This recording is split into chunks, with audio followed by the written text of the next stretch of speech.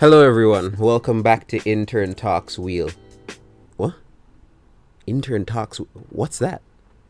I don't know what Intern Talks Wheel. Listen man, I get it.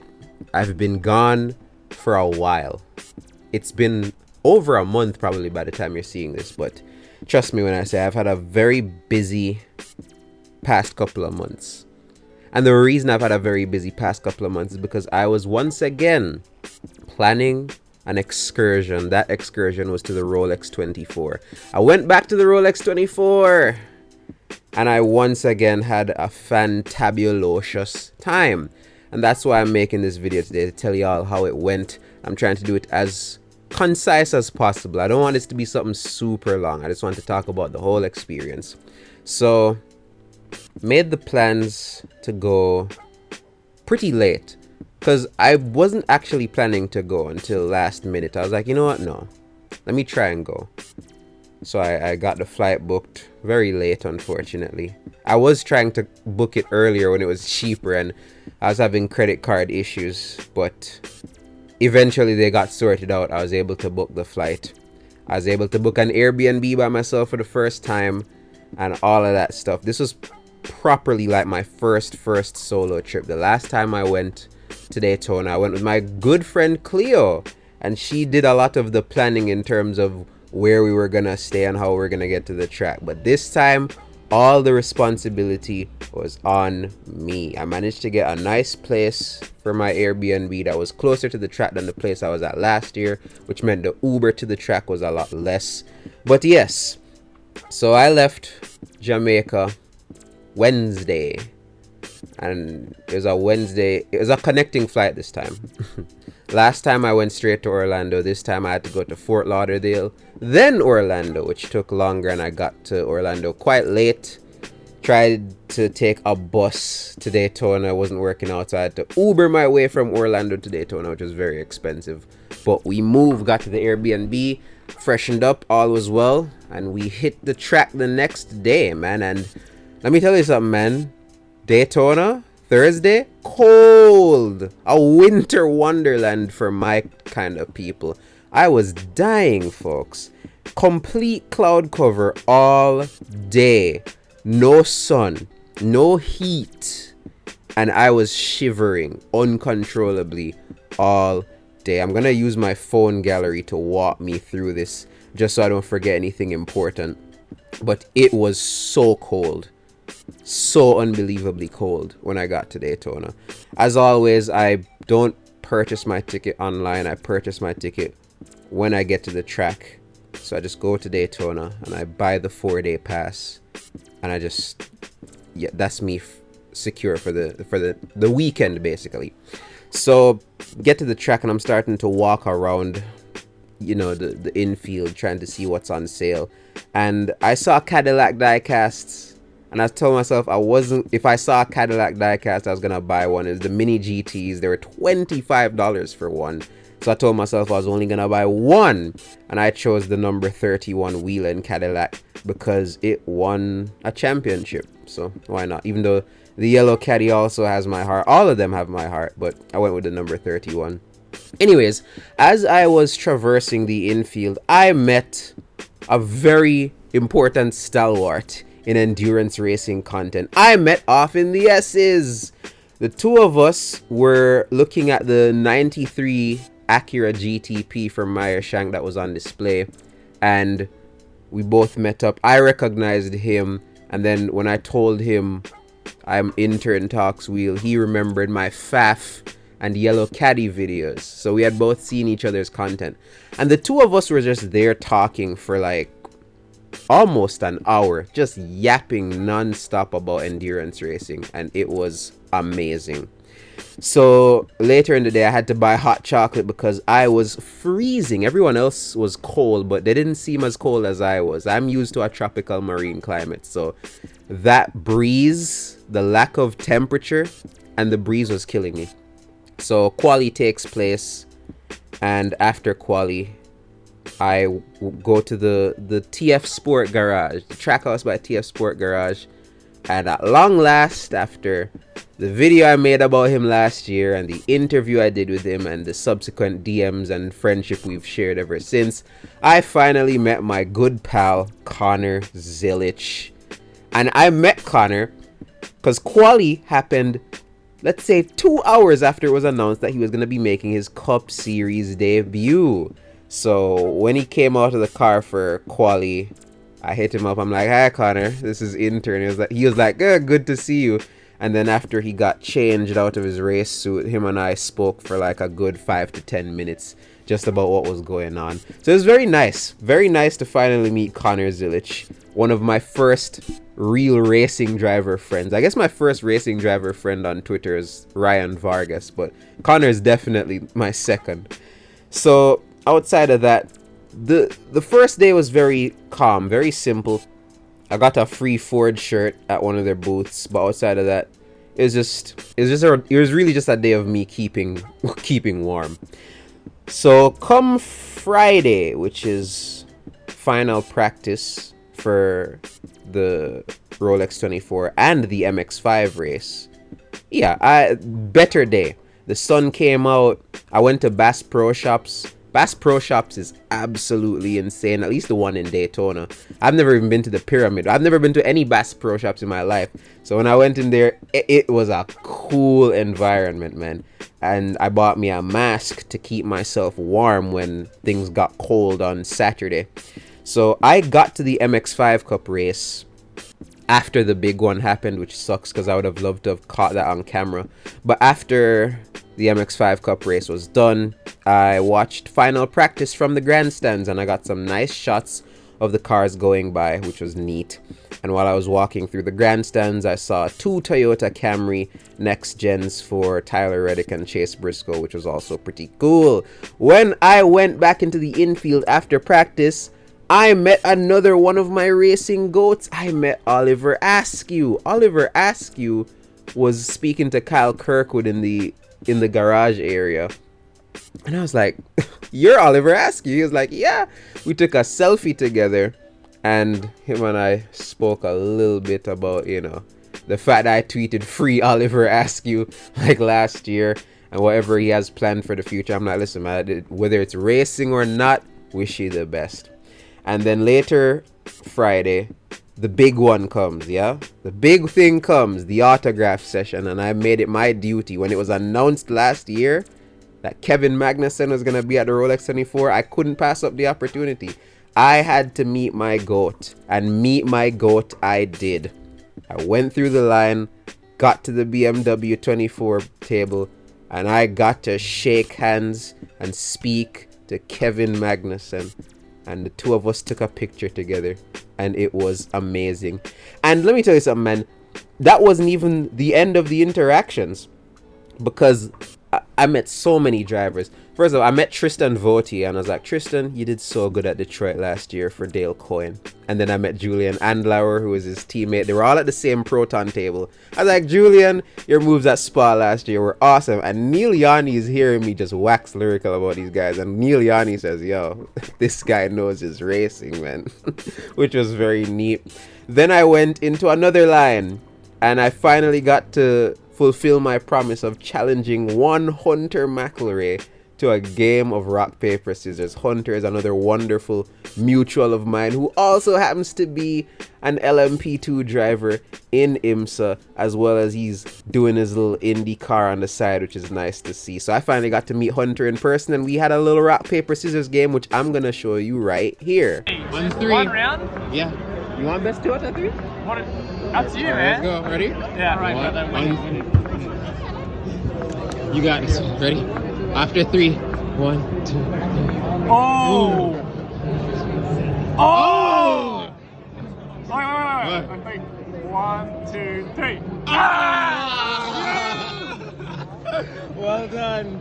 So yeah, I lost, got completely cooked in the comments and in the group chat. It wasn't fun. Another person I met, which was cool, I met Felipe Massa and Felipe Fraga. They were both driving for Riley. That was a very fun time.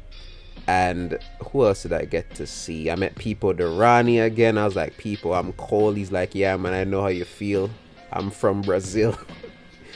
And moving on, another person I wanted to meet, and I finally got to meet him, and I didn't think I was gonna get to meet him because I didn't think he was gonna be in the race. I got to meet Mike Skeen. Y'all don't know this, if you follow my Twitter, maybe you do, but Mike Skeen is probably my favorite driver in GTD. He has an amazing YouTube channel. This guy drives all kinds of stuff, whether it's Trans Am, GT, GT4, TA2. Mike Skeen is the racer's racer, and I always wanted to meet him.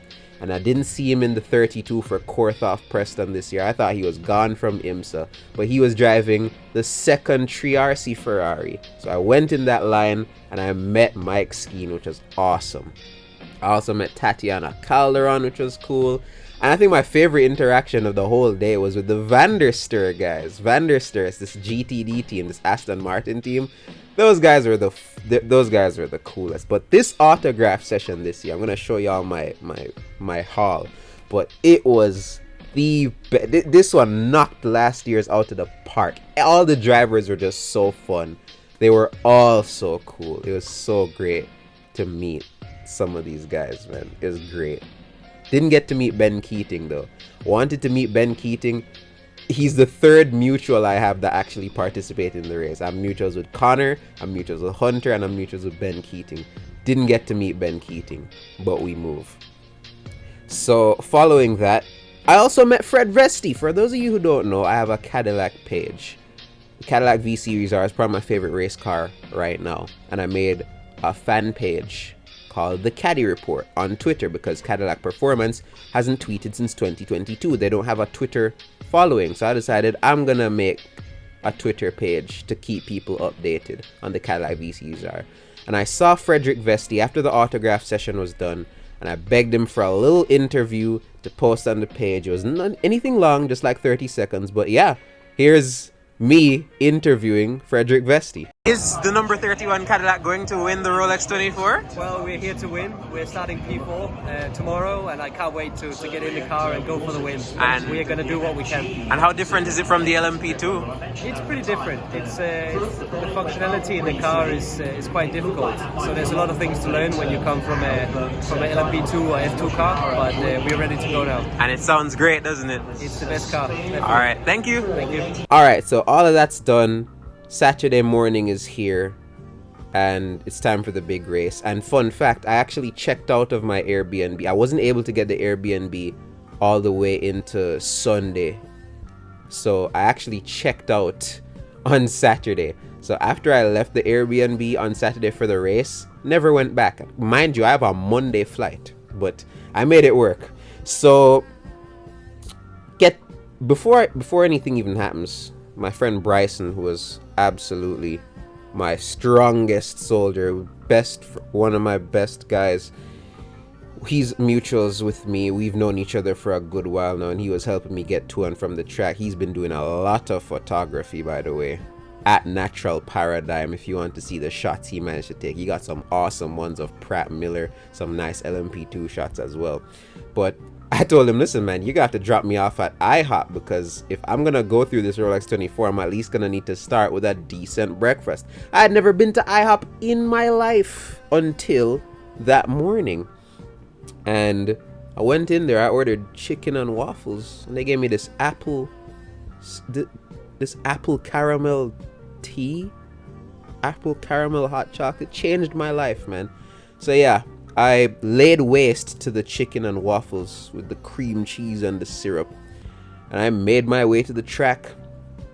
And whilst in the infield, I met up with one Marshall Pruitt, one of the leading voices in American motorsport from a media perspective. I met Marshall the year before, so this was me re-meeting him. And you know, he had his nice big old crop of fans around him, and they're just talking, shooting the shit for a bit. James Hinchcliffe was there, Andy Lally was there. It was a nice little meetup. We took a picture at the end and had a nice long conversation just about racing. I met my friend Alasia Green, and her and I were basically in cahoots for the whole race. We spent majority of the race together. So yeah, shout out Alasia. and her wonderful friends. It's finally nice. It's so nice meeting so many people in person after you talk to them on the internet. That's how I felt the first Rolex 24. That's how I felt this Rolex 24. So what else happened? So we go to the infield, all is nice. They do the driver intros, and we get to the grandstands and we start watching the race. And things proceed business as usual. But then the sun starts to go down, and I am already feeling the cold. There's no clouds in the sky to keep that heat in the air. So once the sun went down, I went down, because then it got so cold I couldn't function. I could not function. So once the sun went down, we went to the infield, and Alasia and I were watching the mechanics, because at this point the 93 Acura had broken down and it was in the garage, and me, Alasia, and two other neat lads we met that were junior engineers. No, they had studied STEM basically, and they aspired to be engineers. All four of us were talking for a bit. So I'm there watching Riley Motorsports mechanics assess the Lamborghini that broke down earlier, and one of the mechanics came up to us and he was telling us about the car and what happened to it. And then my friends went one side, they kept talking, they were looking at the Acura, but I stayed just watching the Lamborghini.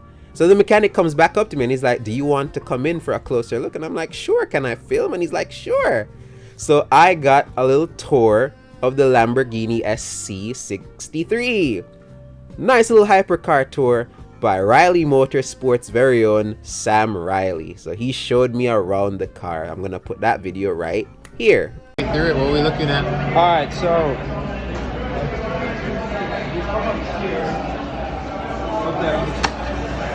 that's the battery right there. So it's right by the driver. It's about like 170 pounds. And if you look in through here, this runs all the way through. Radiator's in there. It also goes to the intercooler through there. That's brake duct cooling for the rear brakes. If you look all the way down and through, this connects to the back over there. So it's Yeah, the arrow just goes yeah. on, right? And Porsche's like that. It's kind of like a Formula One car, where it really is just a monocoque, and then it's mocked up as a prototype. Right. And Ligier made this. Yeah, it's a Ligier chassis, which most of them are Orcas in Dolores. But yeah, this is the one Ligier here. Yeah. Well, I mean, there was a Ligier here last year, but it wasn't this. It was a Sean Creech. Yeah. And we used to run Ligier in the LP3s. Oh, so wow. we had some experience with them. All right. But yeah, this is easy. Yeah, so that was amazing. It was so cool getting to be in the garage. And again, this is stuff you can only do with an IMSA ticket. A regular IMSA ticket gets you that much access, and it's why it's probably the best series in the world. Anyways, the cold unbearable. Last year during the night period, most uncomfortable period of my entire life. This year was no different. I'm not built for this weather, and it worries me, because I'm like, if I can't survive cold Florida, how am I gonna survive cold anywhere else? The more northern states, places with snow. My Caribbean roots just can't manage it. I was shivering uncontrollably all night. I could barely even sleep. It was I think if there's one criticism I have, is that there's not enough like warm indoor areas for fans to camp out in. But then again, I guess that's where camping comes into play. But yeah, I was struggling to find somewhere warm to like, just build up some temperature. I was struggling, man. I couldn't even feel my feet at one point. I was just walking all over Daytona, shivering like a leaf. But that was the bad. Speaking of the good, the sun came up, the heat came into the track, all was well. Alasia had left to take a breather, to take a little sleep, and she came back in the morning. We were just watching the rest of the race. So then we went to the infield this time to watch the end, because I watched the end of the race from the grandstands last year. So this time I was like, no, let me be in the infield, that way I can catch some post-race stuff, which was nice. So yeah, that was neat. Saw my wonderful friend Sarah Levinson of Grid Click. and Shima Alasia. The two of them were talking for a bit. Porsche won the race, and if you've seen the thumbnail, it's I will name my firstborn after Tom Blomqvist, and I have to at this point because this is the second straight Rolex 24 that I've gone to where Tom Blomqvist has just wowed me, exceeded my expectations, driven at a level that I just couldn't believe, man. Tom Blomqvist in a hypercar is different gravy, man, and he proved it again this year. Last year, the wind got away from him. He took the lead in that awesome 3-wide pass on the Porsche, and then he lost the lead in the pits, couldn't get it back. Not the same thing here. The 60 Acura didn't look like it was going to win the race at all. Acura didn't have any pace. I'm a Cadillac fan. Cadillacs were just completely out of it. The 40 got killed in that crash because Delatraz lost the car. Then Vesti was driving the 31 and had the suspension failure. The 10 was somewhat in it, but just didn't have the pace to compete. So Cadillac was out of it. But I wasn't about to see Penske win this thing 2 years in a row. And Tom Blomqvist almost stopped that. The Acura, which looked like it just didn't have any pace, the 60 didn't look like it had any pace the whole race, all of a sudden, with Tom Blomqvist behind the wheel, came alive, passed the 6, and I'm like, bro, is Tom Blomqvist gonna win this race? And he almost did, man. So much so that I just decided to dedicate the thumbnail to him. But even outside of that, the ending of this race was insane for all 4 classes. I backed AO Racing to win LMP2, and they damn near won the race. They had a car problem, and it gave the lead to Era. Then Era had some problem, and it gave the lead to Tower. Tower won the race, or so we thought. Then they got disqualified. The 22 car won. You go to GTD Pro, Corvette versus BMW. It's all over YouTube right now. Tommy Milner flipping the bird, Varone taking out Kelvin van der Linde, and Ford scampering off. Ford was the dominant GTD Pro team all weekend. They took the win. My good pal Connor was in the fight for the win. He had a spin late, kind of took him out of contention, which sucked to see. It would have been cool seeing him win 2 years in a row, but you win some, you lose some. And then GTD, AWA was beefing for the win the year after they broke down in the pits and started the race like a lap down, started the race from the pits. They were having pit problems. They were multiple laps down last year. It wasn't looking good for AWA. And what do they do this year? They bounce back in the best way possible. The 13 car that had trouble last year comes back this year, wins the Rolex 24. Another wonderful Rolex 24. So intern, what did you do after that? You said you checked out of the place, but you had a Monday flight. So what did you do? I tell you exactly what I did. I left Daytona after 3, and I went to MCO, and I spent 12 hours at MCO until my flight the next day, 6 a.m. I took the flight to Fort Lauderdale. Then I took the Fort Lauderdale flight to Jamaica. And I got home 5:25 p.m. on a Monday. So between Saturday morning and Monday evening, I had not been in a bed. It was difficult but great. It's always gonna be worth it because just seeing these cars in person, meeting people in person, so many people. I finally did the face reveal on Twitter. So many people were like, oh, you're intern, you know? And that's kind of the reason I did the face reveal, so that people could like know who I am. So if I go to another race, people won't be wondering whether or not I am so and so. They'll be like, yeah, that's intern. But listen, man, this is just a concise, as long as this video is, this is literally a concise. I wish I could just go on in detail, but I've delayed this video way too long.